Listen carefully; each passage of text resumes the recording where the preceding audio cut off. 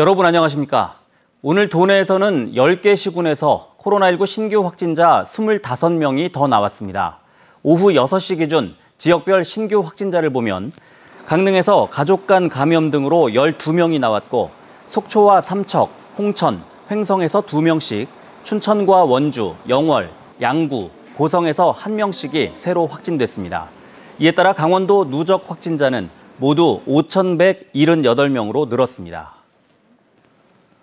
정부의 5차 재난지원금과는 별도로 저소득층 강원도민에 대해 1인당 10만 원의 정부 추가 국민지원금이 지급됩니다. 강원도는 오는 24일 별도의 신청 절차 없이 법적 보호를 받는 기초생활수급자와 법정 차상위, 한부모 가족 등 10만 명에 대해 1인당 10만 원씩 복지급여 수급 계좌로 일괄 지급합니다. 신규 책정이나 계좌 확인이 불가한 대상자는 소득과 재산 조사를 새롭게 실시해 오는 9월 15일까지 추가 지급한다고 밝혔습니다. 원주 풍물시장 상점은 원주시에서 무상으로 빌려준 시설이어서 상인들이 돈을 받고 다시 빌려주거나 팔면 안 됩니다. 하지만 상인들이 상점을 다시 임대 주면서 시설 투자비 명목인 이른바 권리금을 받고 거래하고 있습니다. 그런데 권리금은 법적으로 보호받을 수 없는 돈이다 보니 문제가 생기면 돌려받지 못할 수도 있어 주의해야 합니다. 이병선 기자입니다. 원주 평원동 풍물시장 상가입니다. 원주시는 지난 1989년 거리 정비를 하면서 노점상을 모아 105개 상점으로 문을 열었습니다. 임대는 무상이었습니다. 그런데 30여 년이 지난 지금 상가는 임대 중인 상인이 다른 사람에게 돈을 받고 세를 주거나 1,000만 원에서 2천만 원가량의 권리금을 받고 팔고 있습니다. 이전 상인의 시설 투자비 명목입니다. 권리금이 보통은 어떻게 좀 형성이 돼 있어요? 형성돼 있진 않아요. 좀 들이신 비용에 따라서 그냥. 권리금을 내도 어차피 다음 사람에게 돈을 받을 수 있어 시장 상인들은 오랜 관행처럼 이 등기도 없는 상가를 거래해왔습니다. 그래가 동생이 그걸 알아보니까 형이 이건 살 수도 없고 팔 수도 없는 거야. 그 이사 갔으면 시에다가 반납시켜야 된다는 거야. 풍물시장은 원주시의 공유재산으로 처음 이를 빌린 사람은 다른 사람에게 돈을 받고 빌려주거나 팔 수 없습니다. 하지만 원주시는 상인들끼리 오가는 돈이 집기류 등 물건을 거래하는 것이기 때문에 개인 간의 거래일 뿐 시가 개입할 수 있는 영역은 아니라고 보고 있습니다. 실제 상인들한테 물어보면 본인들은 시설비라고 얘기를 하는데 개인 간 물건에 대한 거래인데 그 상인 간의 거래에 대해서 시가 나설 여지는 없는 거죠. 하지만 과거 우산동 풍물시장처럼 철거 등 정비 사업이라도 진행된다면 돈의 명목이 어찌됐든 정식 계약으로 볼 수는 없기 때문에 상인들의 피해로 이어질 수 있습니다. 운영된 지 오래되다 보니 이제는 소위 권리금을 내고 들어온 상인이 더 많아진 상황. 법적인 보호도 받을 수 없는 상태에서 위태로운 폭탄 돌리기가 계속되고 있습니다. MBC 뉴스 이병선입니다. 우리나라 대표 관광도시 속초는 전통과 현대문화가 공존하는 도시입니다. 속초시가 지역 문화자산을 활용해 도시 활성화를 추진하는 문화도시 지정에 도전장을 내밀었습니다. 홍한표 기자가 보도합니다.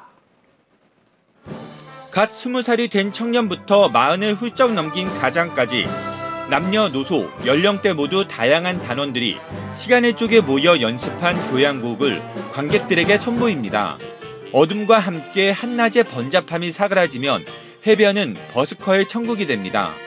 자투리 공간에는 인상파 화가들의 레플리카 작품들이 해설과 함께 관람객들을 맞이합니다. 문화도시 선정을 위해 속초시와 속초문화재단이 펼치는 사업들입니다. 40년 가까이 지역에 문화의 숨결을 불어넣고 있는 서점, 대한민국 연극대상, 대상을 수상한 극단 등 자칫 잊혀지기 쉬운 지역의 기록과 인물도 다시 써내려가고 있습니다. 소상공인들이 자신의 점포에서 문화 프로그램을 기획하거나 시민들이 문화도시 사업에 동참할 수 있는 OK 속초 사업도 전개하고 있습니다. 지역의 문화를 상품화해서 그 상품들이 지역의 가치를 좀 보여주고 그 가치를 통해서 또 지역 주민들이 또 소득 증대를 통해서 속초를 잘 알릴 수 있는 속초의 다양한 문화를 알릴 수 있는 그런 관광 상품을 개발을 하고 있고요. 포럼과 아카데미를 통해 100여 명의 시민 문화 전문가와 문화 활동가도 배출했습니다. 지역문화 전문 인력 양성 사업이라는 사업을 강원문화재단과 함께 컨소시엄 기관으로 해서 현재 지역 전문가들, 문화 전문가들을 양성해 나가고 있는 중이고요.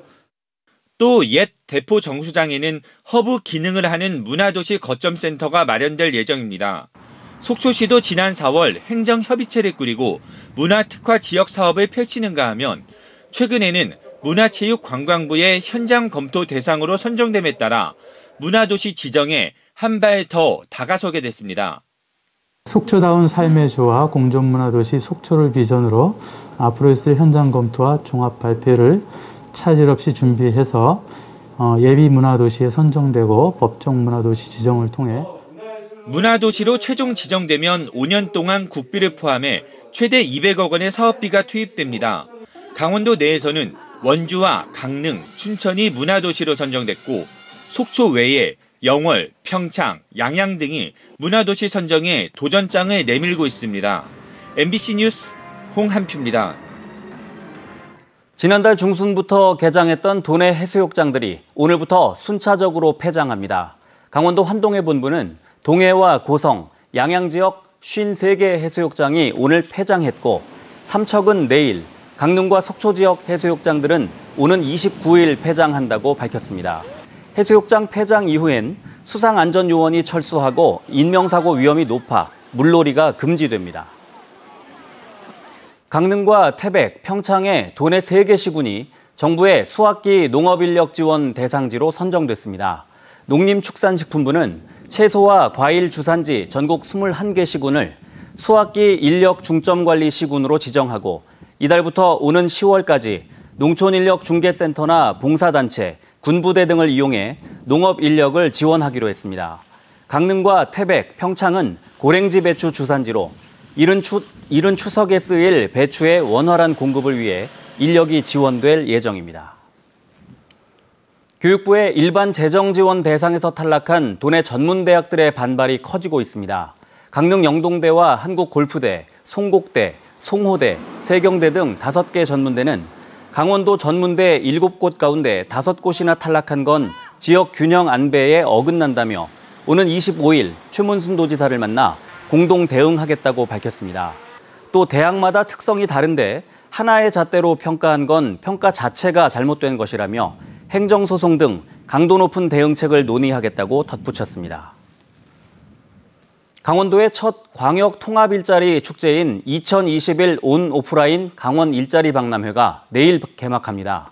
이번 박람회는 다음 달 17일까지 4주 동안 온 오프라인으로 진행되며 오프라인 박람회의 경우 다음 달 2일 원주 국민체육센터, 7일 강릉과학산업진흥원과 춘천 스카이 컨벤션 웨딩홀, 16일 홍천 읍사무소 등 4개 지역에서 열립니다.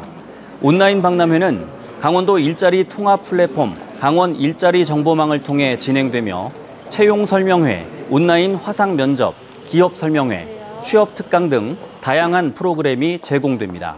이번 박람회에는 121개 기업과 기관이 참여해 516명을 새로 채용할 예정입니다. 오대산에서 멸종위기종인 새호리기가 구조됐습니다. 오대산 국립공원 사무소에 따르면 지난 19일 강릉시 연곡면 소금강 지역 도로변에서 탈진한 새호리기 새끼 한 마리가 발견됐습니다. 멸종위기 야생생물 2급인 새호리기는 국내에서는 보기 드문 텃새며 작은 새나 곤충을 잡아먹는 것으로 알려져 있습니다. 새호리기는 치료가 끝나는 대로 다시 오대산에 방사될 예정입니다. 스쿠버다이빙 안전사고가 잇따라 발생해 해경이 안전수칙 준수를 당부했습니다. 속초 해양경찰서에 따르면 어제 오전 10시쯤 속초시 동명항 북동방 약 1.2km 해상에서 52살 A씨가 스쿠버다이빙을 하다 호흡이 어려워지면서 수심 26m에서 급상승해 119 구급대에 의해 인근 병원으로 후송됐습니다. 뉴스를 마칩니다. 고맙습니다.